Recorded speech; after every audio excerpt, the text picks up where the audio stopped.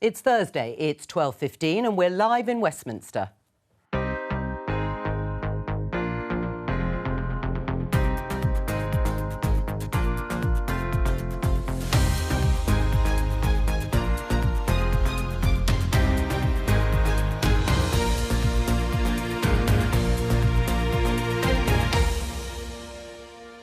With me today, Conservative peer and former Minister Ed Vaizey, Labour MP Stella Creasy, the Chief Executive of the New Economics Foundation, Miata Famboule, and the Daily Telegraph's Madeline Grant. Today, the message to President Putin is stop. It isn't too late to stop what you are doing. What you have done so far is illegal. But Russia intensifies its attacks as its forces take the city of Kherson in the south. And Russian forces aren't far away from the capital, Kyiv. The Winter Paralympics bans athletes from Russia and Belarus. Is this a new front in the war? Across sport, across the arts and entertainment, we're ostracising Putin on the global stage. It's been 1 year since the abduction and murder of Sarah Everard. Has women's trust in the police improved? And money-saving expert Martin Lewis joins us to discuss the government's latest plan for universities.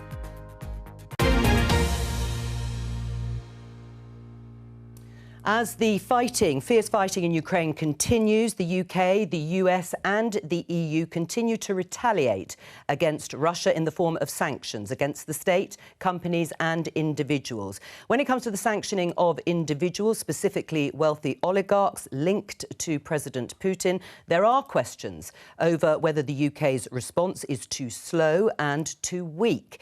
While the UK has targeted 9 oligarchs to date, the EU has sanctioned more than 25. It was this particular issue that the Prime Minister, Boris Johnson, came under pressure at PMQs yesterday.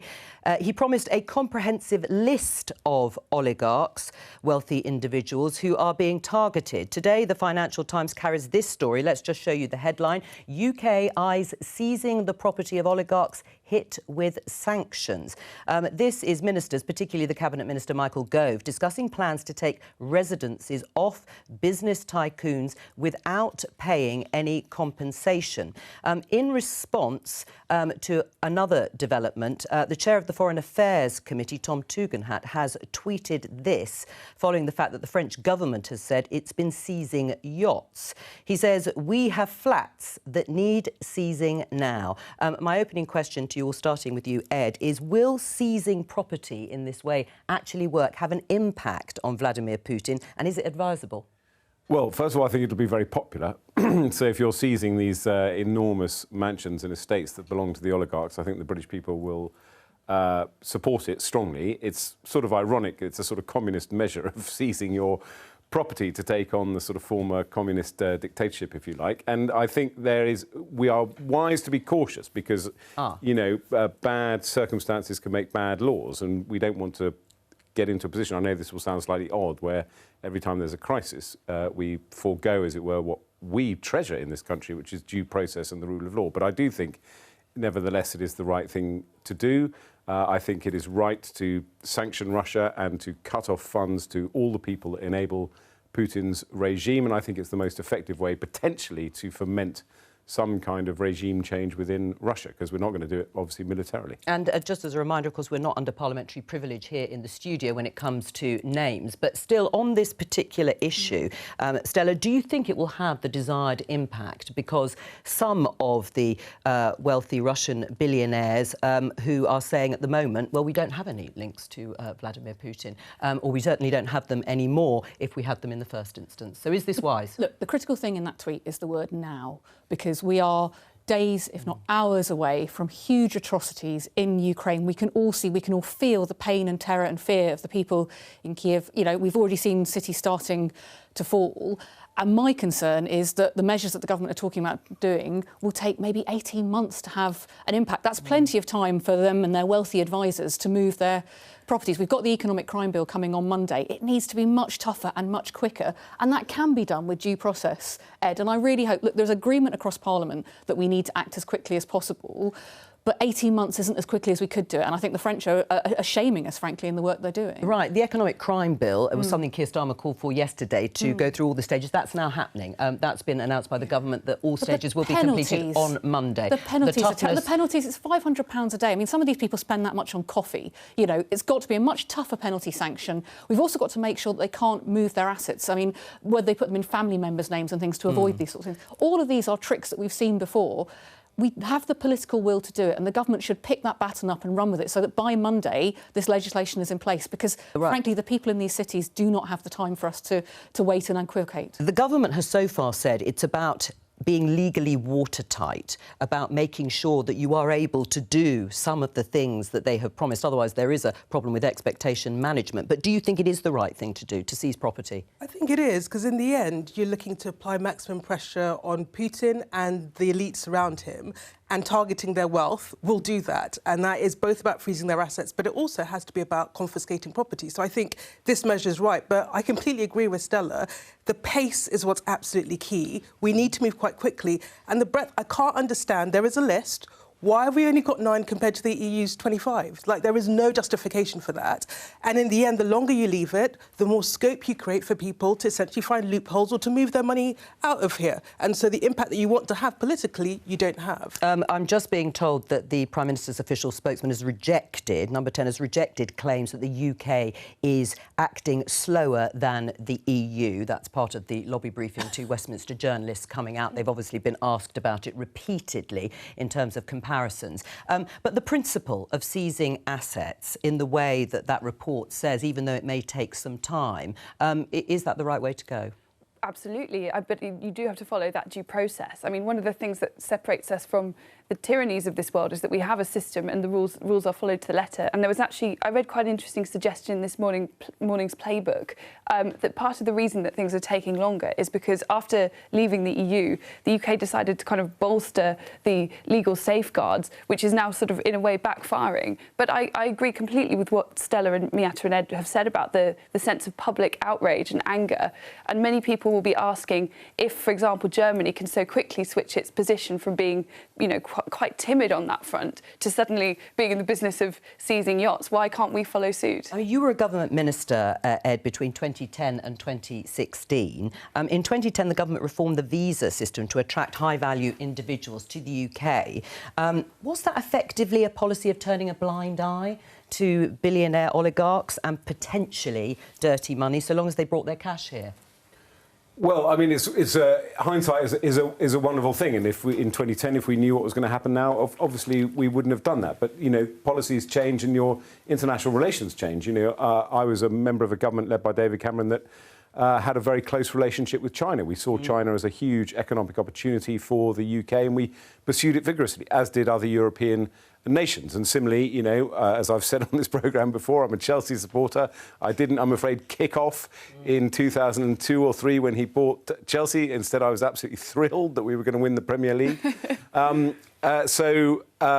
know, with hindsight, we can say these were terrible things, but London is a global city. I mean, it's interesting what Stella was saying about how quickly one acts, and of course we should act as quickly as we can, and it will sound slightly feeble to say this, but there is a certain lifestyle that these people lead, which includes being based in London and having the pleasures and joys of living in a safe, well-ordered society, that we are at least making life more difficult for them. We may not be going as far as we should, as quickly as we should, but they know that their life is now uncomfortable. Right. Well, in terms of time, Stella said that the citizens of Ukraine, and particularly in Kyiv, perhaps we can show you some pictures from overnight, or certainly from last night. You can see the capital city there being rocked by massive explosions there, obviously shattering buildings. Hopefully no people too close by, apart from the person obviously actually filming that particular explosion. It has resulted in empty streets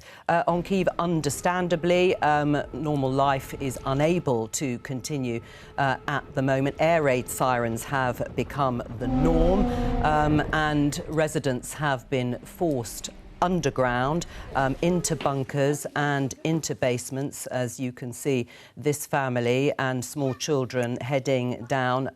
It also follows the news that came through that the Russians have taken their first major city of Kherson, that we mentioned there in the headlines in the south. And we don't yet know, really, this is footage, actually, of tanks rolling into Kherson there, but there has also been sustained shelling of Mariupol and other cities. We don't yet know the status, I was about to say, of the 40-mile convoy that has been heading for Kyiv for some days. There had been reports that the Russian invasion of the capital city had stalled, but we don't yet have a completely clear picture of the reason why. If we're able to speak to our correspondent in the capital city, we will do so later on in the programme. Economic sanctions, as we were discussing, aren't the only type being deployed by the UK and other parts of the world. Let's just take a look at this from the BBC website. It is on culture being the third front in Ukraine war. That's according to the Culture Secretary. Later today, the Culture Secretary tried to mobilise more support to isolate Moscow at a summit of global sports ministers. Now, this follows the news this morning of a volte-face by the International Paralympics Committee, which, having said that Russian athletes could compete in the Beijing Games beginning tomorrow, albeit not under their own flag, it's now barred them, along with Belarusians, from participating. Ed, should Russian teams and individuals participating in the likes of the Olympics, Wimbledon, Eurovision be banned? Well, I think they should be banned. This is another one similar to the treatment of oligarchs and seizing their property, which is this has been rapid action. One could say it's sort of kind of gratuitous action, but it's action that I completely support. I think it would be appalling to ask athletes to compete against athletes who are representing a country that is at war with its neighbour, has invaded its neighbour. So I think these are the right decisions to take. And I think, obviously, what lies behind the question is what impact is this going to have? And one can perhaps mock the fact that, you know, if you can't compete in the 400 metres Olympics, you're not going to invade Ukraine. But I think these things are cumulative, and it is about emphasising to the Russian people that their leader, this dreadful man, is turning their nation into a pariah state. And you forget, you know, the ordinary Russians have very strong connections, not just with Ukraine, but with Europe. And, you know, they are used to seeing their athletes or their football teams competing. So I think this is absolutely the right thing to do. Madeleine, do you agree? It's interesting that they changed their minds, the Paralympics Committee. Is this something that, A, will have an impact and, B, you support? Well, I think that there needs to be a distinction when it comes to things like cultural boycott sporting between sort of individuals and things that are heavily linked to the Kremlin. And I think if you're looking at something like a team Russian sport that is so intimately related to the Russian state that it sort of has to be boycotted on that basis, I think I might take a different line if it was, say, an individual athlete who was competing under a neutral flag. I do worry that some of the calls for a kind of outright culture war on Russia are verging on almost Russophobia in some cases, or an attack on Russian language, the Russian culture. And in these sorts of issues, there's a danger that in pursuing that line, we sort of, first of all, bolster the Putin line, which is everyone's out to get us, they hate our culture, and B, that Putin is Russia and stands for Russia. And ultimately, when all of this is over, you need to have like-minded people in Russia that you can work with and not have alienated just about everybody. Miata, you're nodding away there. Yeah, I have to say I do agree. I think there is you know, in the end, Putin will care about national pride, will care about the national team doing well. So when you target that, I think it does have an impact. It has an impact on reputation. It has an impact on kind of the sort of, you know, the image that he wants to project in the world.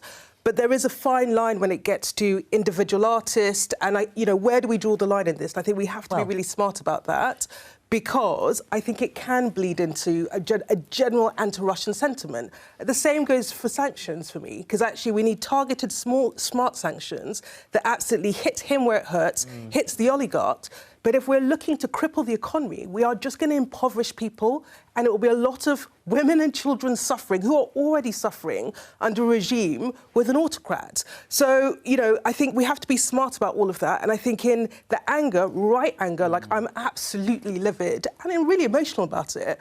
I think we've got to be really level-headed and think about what is the aim of all of this, because I think regime change is very hard. The history of sanctions is you hammer the people, you impoverish the people, but when they have leaders that don't care, it has very little impact. And when you have a brutal regime where the capacity to go on the streets and turn that regime around is really hard, all you are doing is relegating people to huge amounts of misery. And I think we've got to get that balance right. Where do you draw the line then, Stella? In the way Miata has said, it is easy in the anger and distress. Yeah, look, I understand the point that you're making. I think we have to understand where the Team Russia point comes from, because actually for you to qualify to be part of the Russian Olympic team or part of the Olympic, their football team, is a state process. So it is very much intertwined with the Kremlin. You know, I think we can all recognise that for Putin, actually, these do matter. So it is right to look at where you can challenge him, because this is about soft power for him. I mean, he'd met with the Paralympic team, 2 or 3 days before he started to go into Ukraine. I also think we need to look at what's happening in terms of business sanctions and the impact on disrupting daily life for people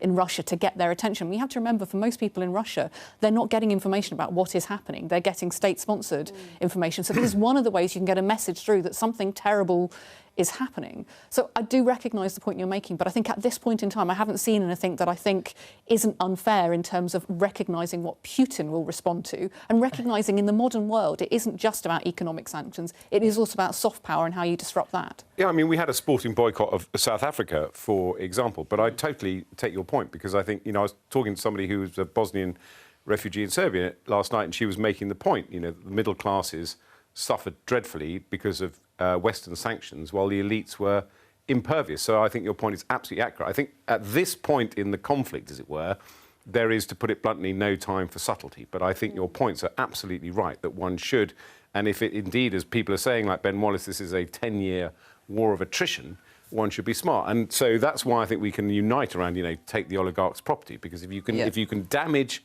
and target effectively the elite that surrounds Putin, that effectively keeps him in power, or vice versa, then I think you can make potentially some progress. But you're quite right, you do not want to alienate the Russian in the street. I would just say also that I think that this is partly what Zelensky and many others in Ukraine are doing. They're stressing that there is still a great deal that unites Russia and Ukraine, that they don't want to alienate. And I mean, I don't know if you can put a price on the propaganda victory of these videos of Russian soldiers being treated well and being allowed to call their mothers and all of this.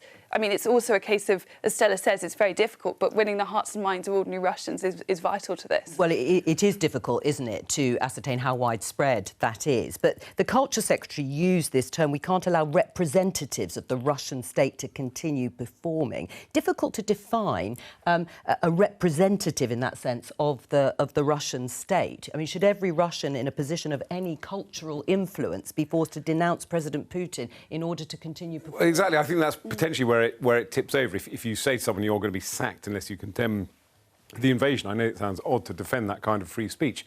Valery Gergiev, the conductor, has had to stand down, but he is effectively a very strong Putin ally. It's a sort of open and shut case. But even that it seemed very odd. But I agree again with the point about there's a difference between the Russian football team, say, and an individual tennis player who happens to be Russian, and it is very tricky. But as I say, I think one wants to, at this stage, isolate Russia as much as possible and try and, by any means necessary, drive home the point that what is happening in Ukraine is, you know, completely unacceptable. Well, and your point, Stella, about how far has it gone? I mean, Ed, and I think you said it's not a time for subtlety, but these questions may well be asked if this goes on for some time. Should individual tennis players be banned from sporting competitions? We're hearing today about culture exchange. The Victoria and Albert Museum is in talks with the Culture Department about whether its exhibition on Fabergé, he of the famously expensive eggs, you may remember, can go ahead. He died in 1920. So does the fact that Russian curators or museums are involved in an exhibition mean it should be cancelled? But this also, I mean, it's a question I think about when I think about Roman Abramovich, who hasn't actually said what is happening in Russia is appalling. He's just said, OK, I'm going to sell Chelsea and the profits, and the profits will go to charity. And he's a man for whom that amount of money probably isn't going to keep him awake at night in terms of losing. So I do think there is a role here for saying, hang on, we can stand together as a world and defend culture. I mean, this is about human rights and democracy. I was part of the Council of Europe for some time where we had to deal with Russians coming in who were very obsessed with being part of these soft power entities to be able to promote the idea that Russia was a democracy, Russia was an equal, that what was going on was acceptable, and that what was happening in the Crimea and the Donbass at the time, and many of us were concerned then that there wasn't a stronger response. So I do think at the moment, I see your point, and I think the fact that we are having this conveation reflects a different approach in this country. I mean, it may become known as the Fabergé egg problem because, you don't want to disown Russian culture. We love Russian culture. Well, is that the Russophobia? When the former, just very quickly, the former head of the British Museum, Neil McGregor, famously talked about soft power, and we have something called the Cyrus cylinder, which is a very, very important Persian artefact, which we lent to Iran at a time of great tension. I always used to slightly tease Neil McGregor that about a week after we lent it to the Iranians, they seized a Royal Navy vessel. But anyway, it didn't have that effect. But there is a feeling, the serious point I'm trying to make is there is a feeling that there is an element about cultural exchange which is, and it sounds appalling in this context to say it, above politics, where you can exchange or celebrate the culture of countries where you have a terrible relationship with their government. We're going... Yeah, sorry. No, I was going to say, and I think maybe the line is drawn where it does have an impact. So if you ban a football team from playing, that will resonate. That will have an impact on him. It will resonate across the country. I think some of the smaller cases where, in truth, it sends a signal, but it will never be heard in Russia. You have to wonder whether that's the point at which we cut the line. I would just say the most important thing is for the organisations to show they're working, explain why it is. Let's say that this Fabergé egg exhibition, let's say that there is some link to, let's say, the Russian Cultural Department. They should say we're cancelling it because of this reason, not because it's Russian, not because we're anti-Russian. There may well be a very good reason for not proceeding with it. Today marks 1 year since Sarah Everard was kidnapped in South London as she was walking home from a friend's house. Her body was found a week later. The man responsible for her murder was Met Police Officer Wayne Couzens, who pleaded guilty and was sentenced to a whole life term. Now, you'll remember following her murder, there was an outpouring of grief across the country and it raised big questions about women's safety in general and women's trust in the police. 1 year on, Stella, do you think anything has changed to make women, I know it's a very general thing to say, but to make women feel safer, or that this issue of improving trust in the police has actually changed in any marked way? And I want to have this conversation. I just think we should also acknowledge that for Sarah's family, first and foremost, a day when everybody is talking about the pain and the grief must be very raw, and everybody is thinking of them because this is an incredibly sensitive subject.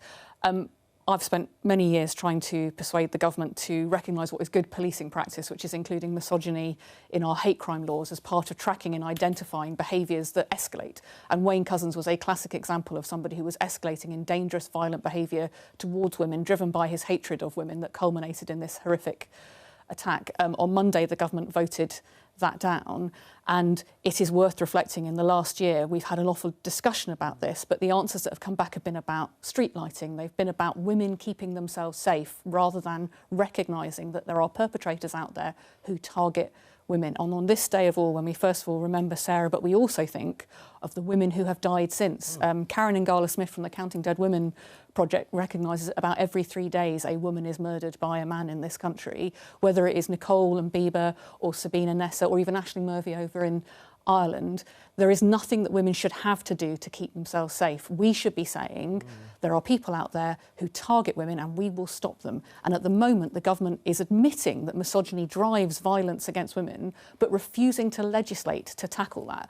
So on this day of all days, my heart is full of grief for Sarah's family, but also determination that we've got to change that. Because when the police are telling us they want them to do this and recognise it as a helpful tool, when they're saying they want the courts to back them with legislation, we owe it to every single woman right now who is walking around with keys in her hands or looking over her shoulder or terrified to do better. Right, well, there was a lot for people to take on there, and the rest of the panel can decide what they want to pick up from what Stella has said. But Ed, particularly because you were here in the studio with me on the day of Wayne Couzens' sentencing, you may remember, and we were discussing then about trust in the police, because it was the shock of a serving police officer.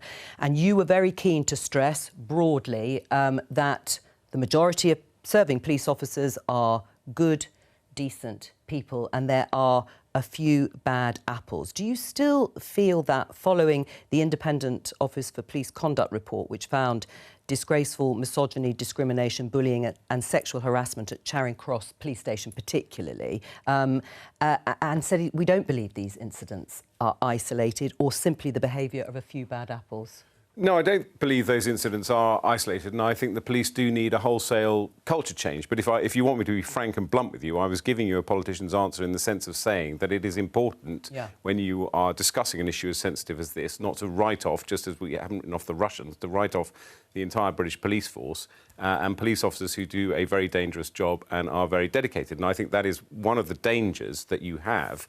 I thought it was right, for example, that Cressida Dick should go. Oh, you did? But it is interesting that the way she was removed by Sadiq Khan created an element of a backlash among the Metropolitan Police who don't feel the mayor has their back. Now, whether you agree with that or not, I think it is important to work with the Metropolitan Police and rank-and-file police officers. But I do absolutely agree with you that you have to take a stand and you have to say that this culture permeates through the police force and is completely unacceptable. And when you descend, for example, into debates about wokeness by simply desiring police officers to behave with decency towards women, that is a terrible thing. There is a reason we have these debates about how you treat people, and it's vital that we put in place a programme of wholesale culture change, and that is why I think Cressida Dick was right to go. She took it to the wrong extreme of defending her rank and file and not acknowledging the very real, serious problems we have. Do you agree? I do. I feel a year on, and I don't think it's better, I think it's worse. And just from a personal point of view, I have less trust than I did a year ago. And the Charing Cross investigation and everything, I think has persuaded me that there is something systemic and there's something cultural that needs to be addressed. And I think until you do that, there is a root and branch problem that will always permeate, and women like me just won't feel confidence. I think the other part of the equation is about resource. You know, if you think about something like domestic violence, things like, you know, the domestic abuse units that used to exist, they've been cut. So the capacity of the police to actually take this seriously, to have the training and the people who, you know, have a background in this and are able to target it, has been hobbled. So I think until you deal with those two issues, culture on the one hand, resourcing on the other, backed up by legislation, I think Stella's point is absolutely right, then we could talk about this all we like. We're not going to get to the root cause of the problem. There are pictures now of the vigil, which you may remember, Madeleine, at the time. The police would criticise the vigil in the wake of Sarah Everard's murder and the heavy-handedness that you can see here being meted out by police officers, which comes back to this idea of culture. I mean, is a force like the Metropolitan Police Force fit for purpose in that sense? I mean, removing Cressida Dick, her resignation, is that going to change anything fundamental in the way policing is carried out? Well, I must say the initial reaction to the atrocities that were revealed when the details of Sarah Everard's appalling murder emerged didn't inspire confidence. I mean, there were initial attempts to act as if, you know, she should have understood her rights better, this sort of victim-blaming mentality, which, you know, we saw that well, not me personally, because I wasn't there, but in the 70s, during the time of the Yorkshire Ripper, there was a great deal of this blaming of women, and it's harrowing to think that aspects of that have survived up to this day and age. On the matter of the vigil, I mean, in some ways, the police were, much as I despise the policing of that vigil, I think it was totally wrong that we ever clamped down on the ability to protest during lockdown. Those were the laws in place at the time, and the police were also criticised for under-policing Black Lives Matter and Extinction Rebellion protests. So I felt that they were put in a bind by the laws, which I felt were the real evil driving force behind what happened there. But no, I don't think that we've seen the kind of culture change that is necessary. We've had the departure of one person at the top. But the culture of blaming, but also toleration in some quarters of truly appalling behaviour, disgraceful behaviour amongst police officers, a serious amount of more work needs to be done. But I hope that it will be, because if anything positive can be said to have come out of this tragedy, it's the kind of upsurge of anger from women, and I think now a greater readiness to see when that kind of victim blaming is taking place and not allow people to get away with it. It's really roused women in particular to be utterly furious. Yes, absolutely. I mean, Miata mentioned resources. After the murder of Sarah Everard, the Met announced that an additional 650 officers would be put in place across the capital, with 500 officers being based permanently in busy neighbourhoods and 150 joining London wards as bobbies on the beat. Will that make women feel safer? But this is one of my frustrations, because it's almost like the implicit argument is, so as long as you go in the right places and you go on the routes that we give you, and I want every woman just to be free to be who they are, because actually perpetrators don't particularly pick particular routes. And frankly, the Met has been one of the biggest opponents to, I keep going on about this because like you, Ed, I want to support good policing. And what we know from the 17 police forces who are doing this is it's also led to a cultural change within the police and an understanding about what misogyny is and how toxic it is and how serious it is in driving crime, but also changing their cultures. So we know there are things, it's not a silver bullet, but we know there are things we could do. The Met, I'm an MP for a London constituency. I see how the Met has behaved towards violence against women, and it has been woeful. And my local police know that I think that about them, because it's not just been from the top, but it has been leadership from the top that's thread throughout the boroughs, that this is, you know, women wanting to stop catcalling, and it's actually wanting to stop serious sexual violence and assault. And the question for all of us is, how many more reviews can we have? How many more, it's complicated, it's difficult when it comes to tackling violence against women. Oh, it needs to be education. When we've got laws and we've got crimes that are not being enforced. I really want to see the government learning from the suffragettes who said it was deeds, not words, that matter. And at the moment, they're not. Can I just get your response then on misogyny? Because misogyny as a hate crime, the government has not... Part of hate crime law. It's not, yeah, well, not a new... it's no new offences, it's just recognising it. You know, not backing it. Is that a mistake? Well, look, I'm not a government minister, but I did look at this when we last discussed it on this programme, and the government had cogent arguments. Maybe I'm biased because I'm a government supporter about how a misogyny law could backfire, or how it could potentially be hard to enforce.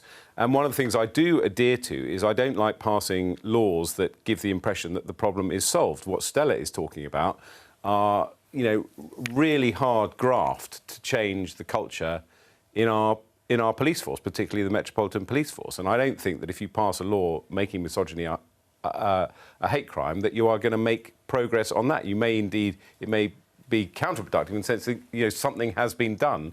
We can rest on our laurels on But it. it may well catalyse the cultural change that you need to happen. You and I are of an age where we can remember things that were on telly when we were kids about race, about religious identity, that now we would recognise as horrific and toxic.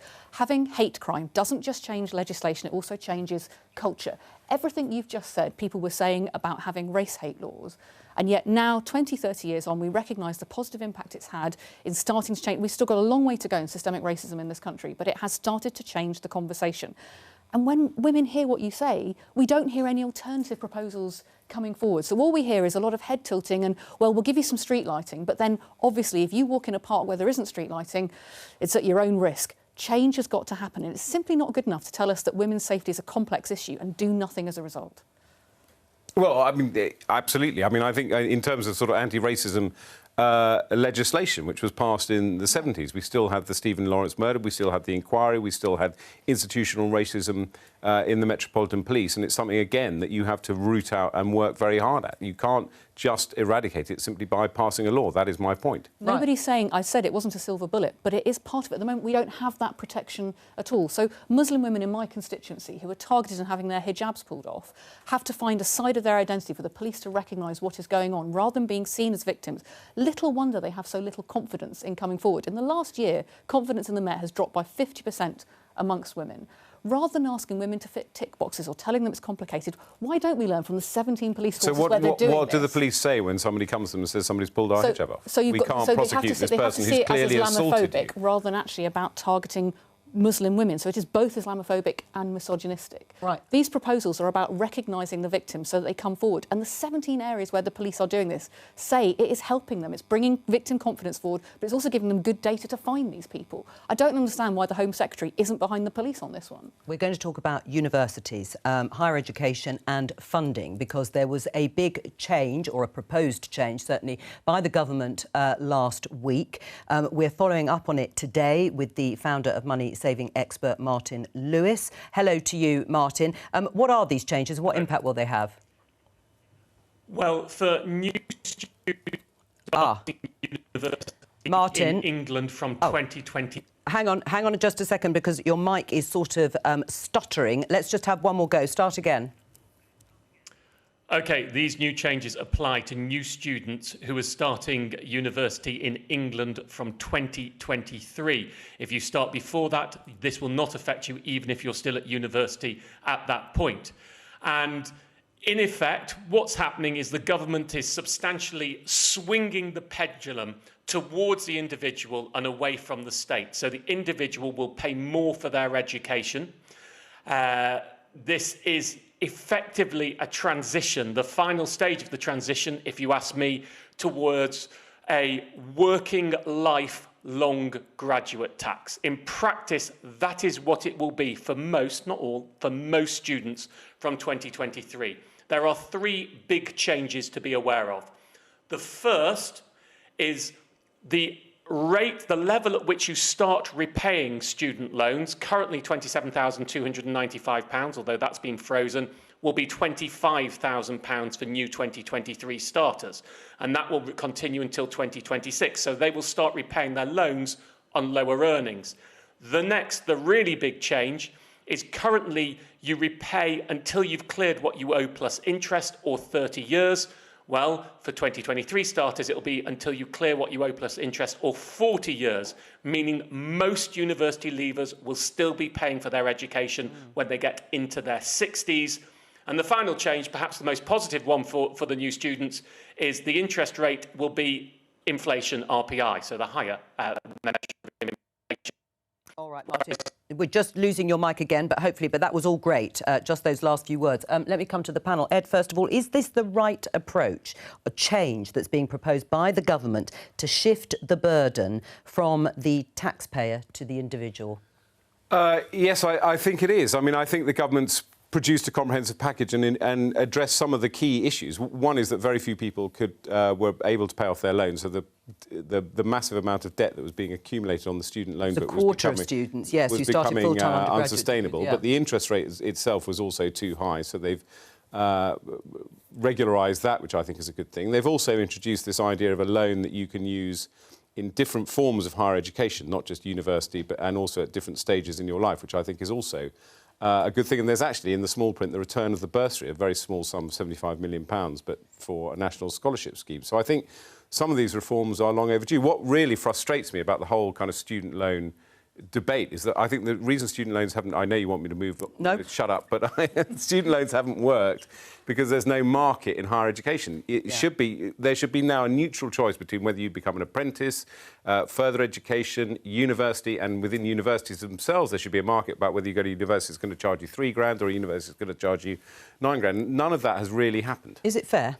It's absolutely not fair. The big problem with it is deeply regressive. So at the end of it, we know that students who, in the end, are on lower incomes or modest incomes are going to end up paying more in the system. They're going to be hit a lot harder in the system than students who are relatively well off, which just can't be right. And, you know, the trend that we've seen is kids are coming out of university, coming out of higher education, and actually the job market is really tough for them.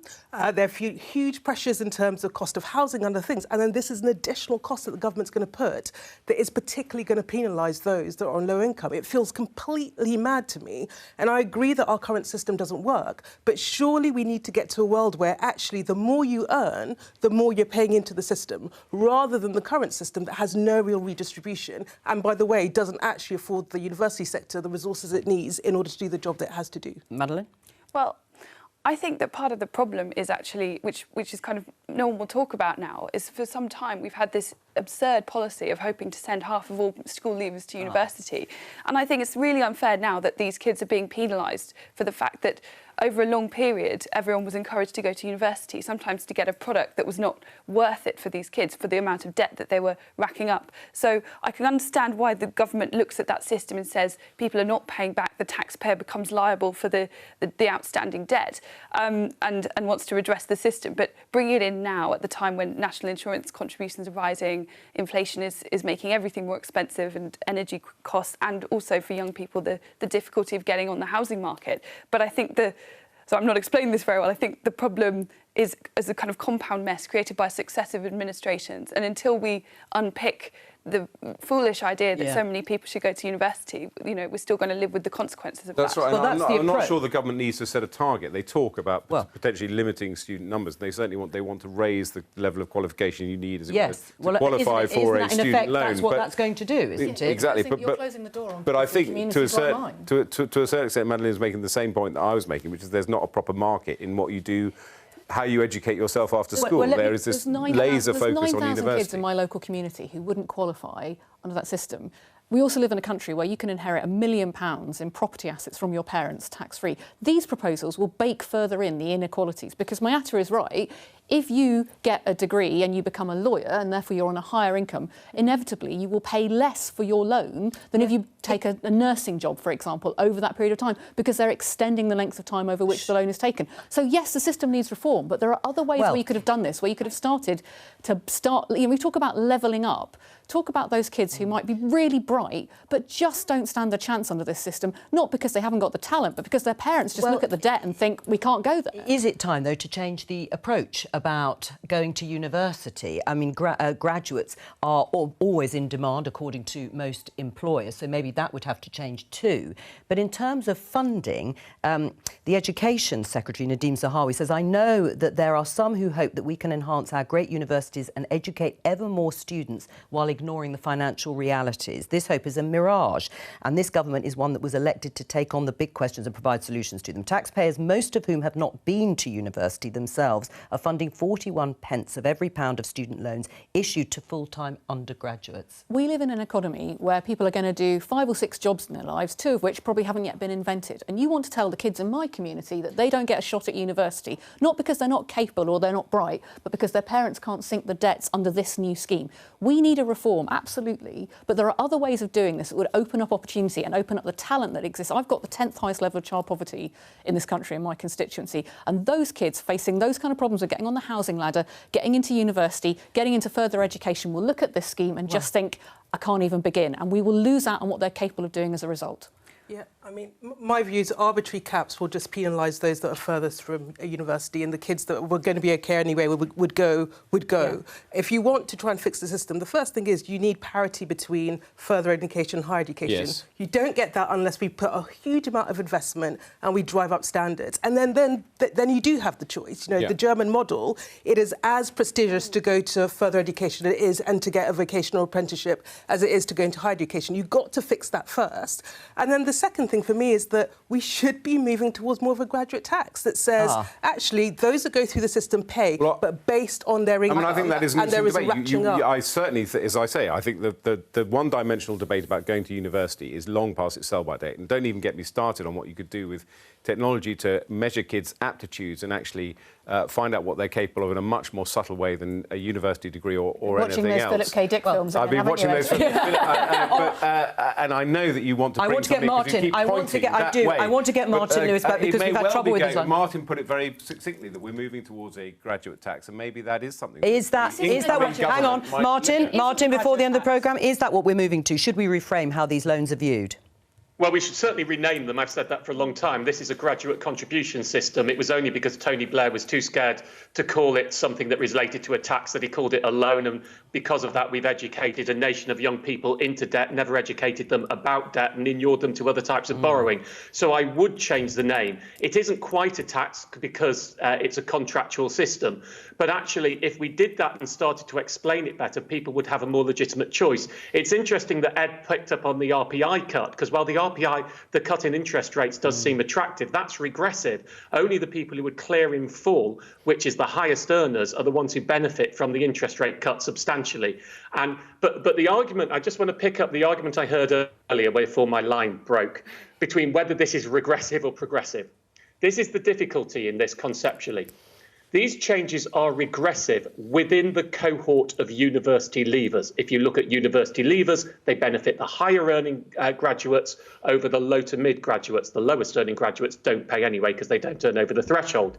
But if you look at society as a whole, then you've got a more difficult question, because by cutting the funding to those who go to university who tend to be the higher earners, It is, in fact, arguably progressive because All right. the ones who don't go to university gain. It is a tough argument. It is a tough argument, and you've ended the programme beautifully. Thank you to all of my guests here today, and you will see this panel again next Thursday and every Thursday until the Easter recess. Bye-bye.